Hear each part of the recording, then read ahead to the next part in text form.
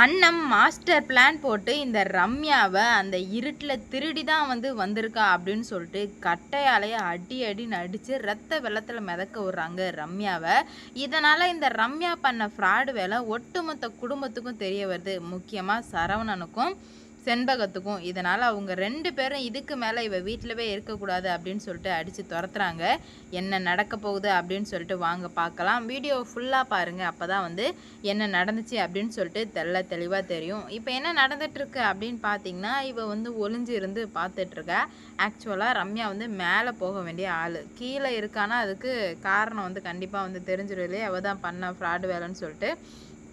அதனால் இப்போ என்ன பண்ணுறா அப்படின்னு பார்த்தீங்கன்னா, மேலே போகிறதுக்காக நின்றுட்டுருக்கா, எப்படியாச்சும் தப்பிக்கணும் அப்படின்னு சொல்லிட்டு. அப்போ தான் நம்ம அண்ணன் கண்ணில் சிக்கிறா. சிக்கினதுமே அண்ணத்துக்கு தெரிஞ்சிடுது. அப்போது இந்த வீட்டில் கரண்ட் இல்லாததுக்கு, வீட்டில் நடக்கிற எல்லா பிரச்சனைக்கும் காரணம் இந்த ரம்யா தான். அப்போ இதுதான் கரெக்டான சமயம், இதை பயன்படுத்தி அவளை மொத்துன்னு மொத்திடணும் அப்படின்னு சொல்லிட்டு சொல்லவுமே, உடனே அண்ணன் இருந்துக்கிட்டு, ஐயையோ யாரோ திருடியோ வீட்டுக்குள்ளே பூந்துட்டாங்க, இப்போ தான் பார்த்தேன் அப்படின்ற மாதிரி சத்தம் கொடுக்கவுமே, திருடியா அப்படின்ற மாதிரி எல்லாருமே பயப்பட ஆரம்பிக்கிறாங்க. ஆமாம் இப்போ தான் பார்த்தேன், என் 2 கண்ணால் தான் பார்த்தேன் அப்படின்ற மாதிரி சொல்லி அண்ணன் கண்ணை காமிச்சிடுறாங்க. கண்ணை காமிச்சதுமே என்ன பண்ணுறது போகிறன்னு தெரியாமல் எல்லாருமே தேட ஆரம்பிச்சிடறாங்க. ஒட்டுமொத்த குடும்பமும் இப்போ தேட ஆரம்பிக்குது. திருடி வந்துட்டான், வீட்டில் உள்ள நகையெல்லாம் திருடிட்டு போயிடுவான், நல்லா தேடுங்க அப்படின்னு சொல்லிட்டு அண்ணன் சொல்லி இப்போ எல்லாருமே தேடிட்டு இருக்காங்க.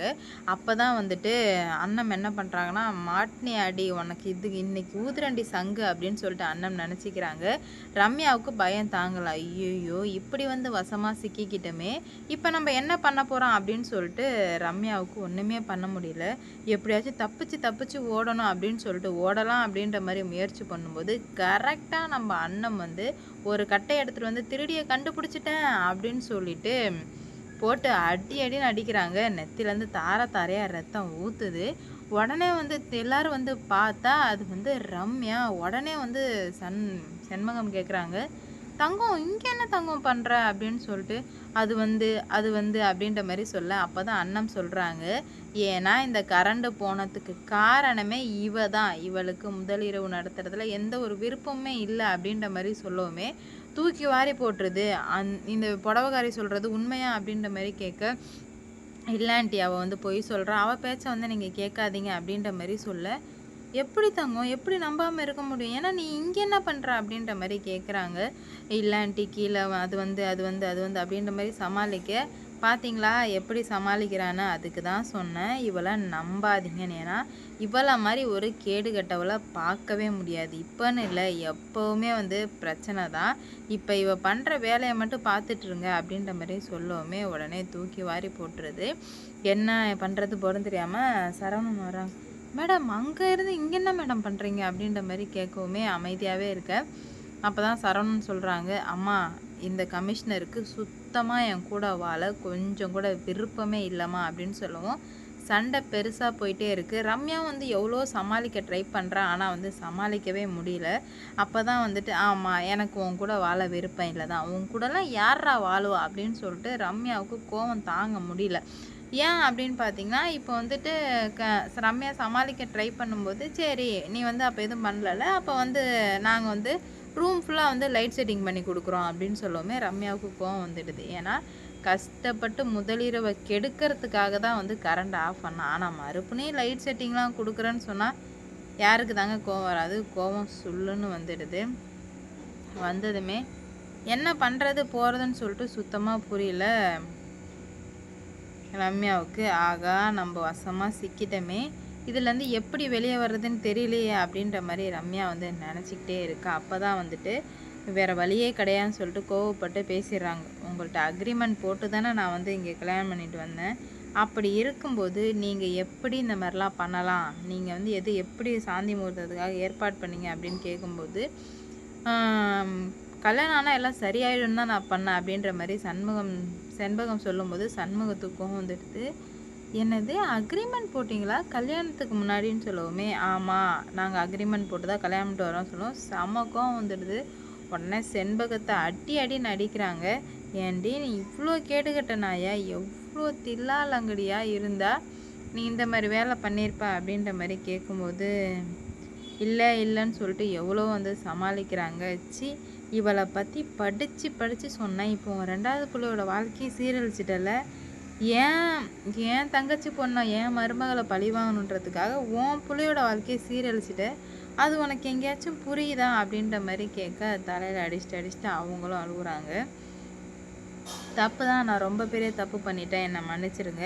இதுக்கு மேலே இந்த மாதிரிலாம் பண்ண மாட்டேன், போக மாட்டேன் அப்படின்ற மாதிரி சொல்லவுமே, இதுக்கு மேலே பண்ண மாட்டியா, இதுக்கு மேலே அப்படி இருக்கிறதுக்கு வாய்ப்பே இல்லையே, அதான் வந்து எல்லாம் முடிஞ்சு போயிடுச்சு அப்படின்ற மாதிரி சொல்ல, அப்படி மட்டும் சொல்லாதீங்க, நான் வந்து எல்லாம் சரியாகும், கல்யாணம் ஆனால் எல்லாம் சரியாகும்னு சொல்லிட்டு தான் இந்த கல்யாணத்துக்கு ஒத்துக்கிட்டேன். ஆனால் இந்த பொண்ணு கல்யாணத்துக்கு அப்புறமும் இந்த மாதிரிலாம் பண்ணோம், நான் கொஞ்சம் கூட எதிர்பார்க்கல அப்படின்ற மாதிரி சொல்லும்போது, அப்போ தான் வந்து அண்ணன் சொல்கிறாங்க, உங்கள் அப்பாவை கடத்தி வைக்கும்போதே தெரிலையா பெரியத்தா, இவன் எவ்வளோ பெரிய கேடு கெட்டவனு, நீங்கள் எப்படி இவளை நம்புனீங்க அப்படின்ற மாதிரி கேட்குறதுக்கு சுத்தமாக வந்து பதிலே சொல்ல முடியாமல் வந்து திணறி போய் நின்றுட்டுருக்காங்க. எல்லாமே ஏன் தப்பு தான் அப்படின்னு சொல்லிட்டு ரொம்ப ஃபீல் பண்ணிகிட்ருக்காங்க. ஏன்னா அவங்களுக்கு என்ன பண்ணுறது ஏது பண்ணுறதுன்னு சொல்லிட்டு சுத்தமாக புரியல. ஐயோ தப்பு பண்ணிட்டேனே அப்படின்னு சொல்லிட்டு ரொம்ப வருத்தப்பட்டுட்டு இருக்காங்க. அப்போ தான் கார்த்திக் சொல்கிறாங்க, இப்பயுமே இவ்வளோ வீட்டை விட்டு மரியாதையாக அனுப்பிடுங்க, இல்லை அனுப்ப முடியாது அப்படின்னா கண்டிப்பாக வந்து எல்லாரோட வாழ்க்கையுமே போயிடும். எல்லாரோட வாழ்க்கையும் போன பிறகு வாழ்ந்து வேஸ்ட் அப்படின்ற மாதிரி